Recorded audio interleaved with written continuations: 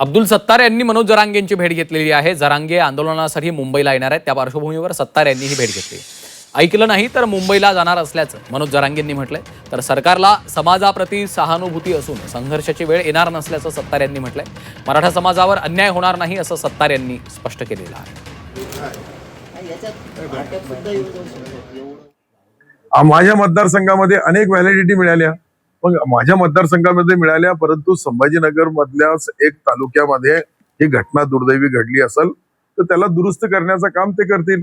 राहिला प्रश्न ओबीसी बांधव बी म्हणतात 29च्या नंतर आम्ही बी मुंबईला येऊ, दादा म्हणतात आम्ही बी येऊ, तर हे दोघं मुंबईमध्ये आले तर मुंबईवाल्याचे काय हाल होतील याचीही मी फक्त जाणीव करून दिली दादाला। बाकी मी दादाला आदेश देणारा किंवा कार्यकर्ता नाहीये, दादाला विनंती करणाराच एक कार्यकर्ता आहे। त्यांच्या परिवारातला, मित्र परिवारातला अनेक वर्षापासून आमच्या गेल्या 25 वर्षाचे संबंध आहे। त्या संबंधानुसार मी या ठिकाणी आलो आणि दादानीही जी मागणी केली याच्याबद्दल सन्माननीय देवेंद्रजी आणि एकनाथरावजी शिंदे साहेब किंवा ताई असतील पवार ताई, हे सहानुभूतीपूर्वक विचार करून दादाच्या मागण्याचा एक एक मुद्दा ते सत्य समजून त्याला न्याय देतील। आम्ही आमचे जबाबदारी पार पाडतो, आम्ही आमच्या संस्कारापासून लांब जात नाही। ओबीसी पण आमचाच आहे, तो जर तिथं जातोय तर तेव्हा आल्यावर आम्ही जाऊ।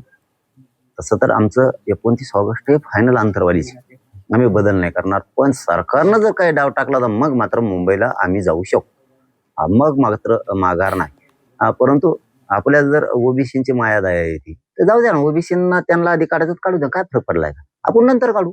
चूक दुरुस्त करा आणि गोरगरिबांच्या लेकराच्या तोंडावर हात फिरा।